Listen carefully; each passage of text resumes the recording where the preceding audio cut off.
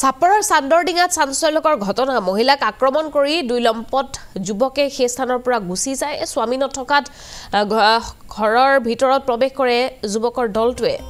স্বামী ঘৰত নথকাৰ সময়তে আক্ৰমণ কৰা হয় মহিলাগৰাকীক হাতিপুটা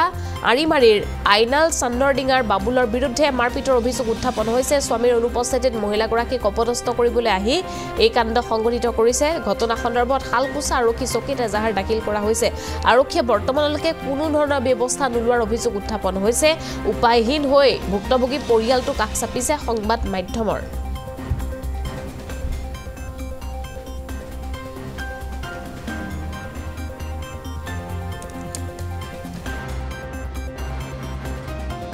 এর নাম হল চান্দডিঙা জামাইটো ঘরত থাকে না বিদেশত কামত গেছে তারপিছত আগতে একদিন ফোন করছে কাইবা বাবুলের নাম্বার দিয়ে কল করছিল কল করার পরত দম দিছিল কিবা কিবি হয়েছিল হওয়ার পিছত কৈছিল যে আমি যোৱা ৰাতি যাই আছো তোমার ঘরত তারপিছত দুপুরবেলাত আহিছিল 2টা বাজাত না কেইটা বাজাত বা আহিছিল আহার পিছত তাক পুশ করছিল যে লেবার লাগে মোর তাই তো জানে তার হাজবেন্ড কামত গেছে তার লেবার লাগে কইছিল তাই গালি দি দিছে যে তুই কিয় মোর ঘরত আহিছা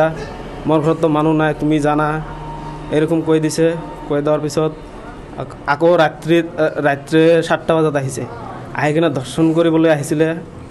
আহাৰ পিছত ধৰ্ষণ কৰিব পৰা নাই তাৰপিছত ধৰ্ষণ কৰিব পৰা নাই হাল্লা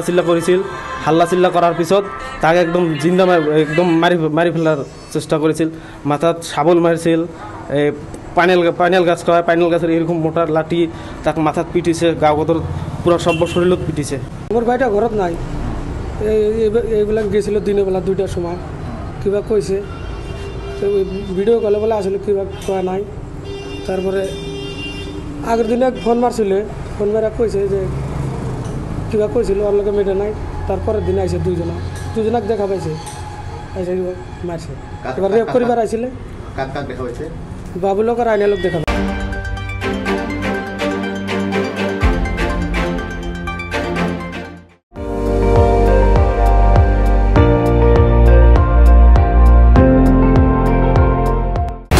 আপুনি চাই আছে ND24